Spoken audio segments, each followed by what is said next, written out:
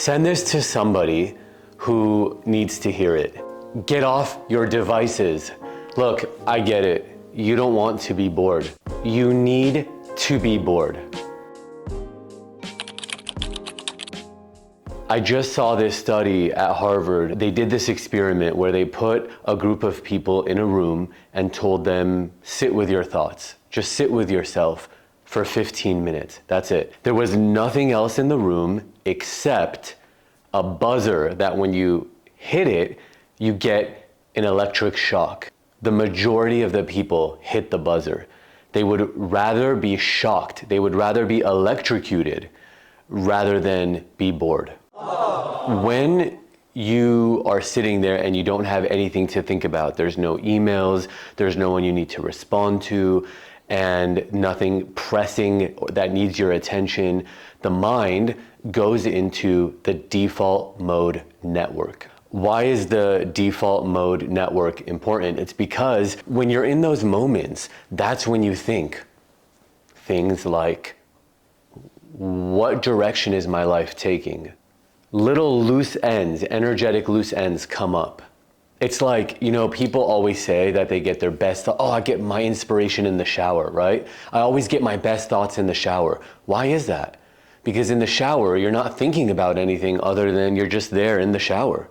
You're very present. People are always talking about the creative hits they get. When I need inspiration, I go take a bath or I sit in the shower. But why is that? It's because you're in the default mode network. You've allowed your mind to just rest and let inspiration come up. I was cooking in the kitchen a few days ago, and I remember I was like, I'm gonna put something on, like Netflix or something. And for some reason I thought, don't. Just sit with yourself, be quiet, be alone. I got a massive creative hit. We changed the entire structure of my online course. I have an online course where I mentor healers, and it's called Awaken the Healer Within.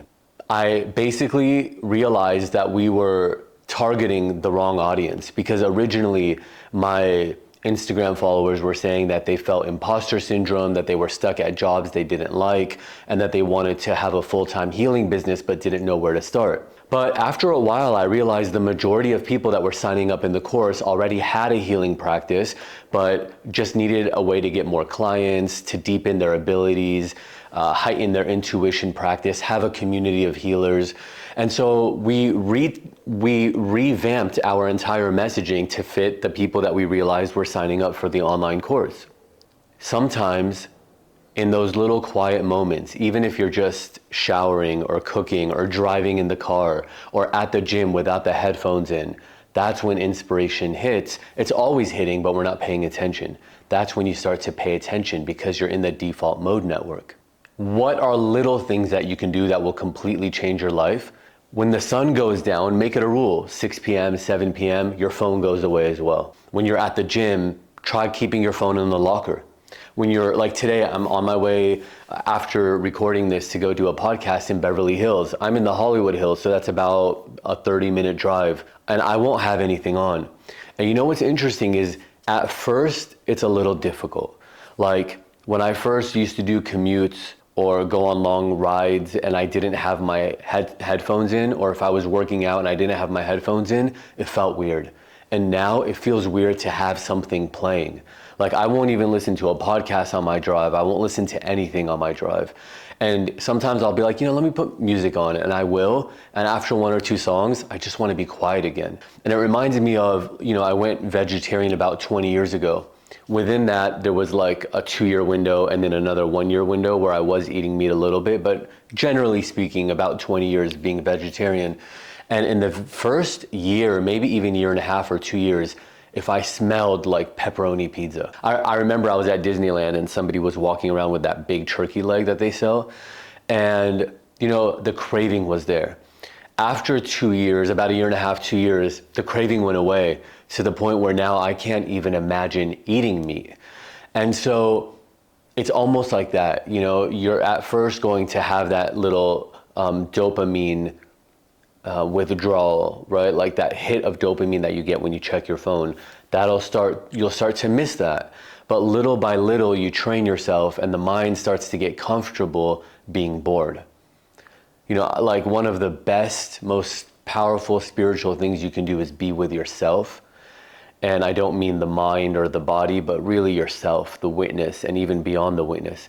And there's no better, one of the best ways to do that is just to sit in silence. And it's probably one of the hardest things, but if you can do a 3-day silent retreat, there's plenty of them out there that are really incredible. And I've done it, but I've never done 10 days, like a 10-day Vipassana.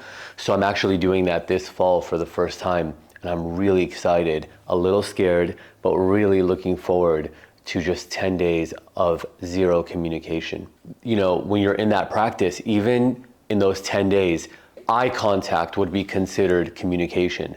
Writing in your journal, if you have like an epiphany, that's communication. So when we say silence, we're not just talking mouth and like noises, but silence as in not even making eye contact with anybody, not writing anything down. So look, I get it. If you're watching this right now, you probably have access to internet and to YouTube and to whatever else. So you have access to not be bored. We have designed a world where you don't need to be bored. At any moment, there's something you can do. There's something you can watch. There's something you can listen to. But try, in a world filled with distractions, try to be bored.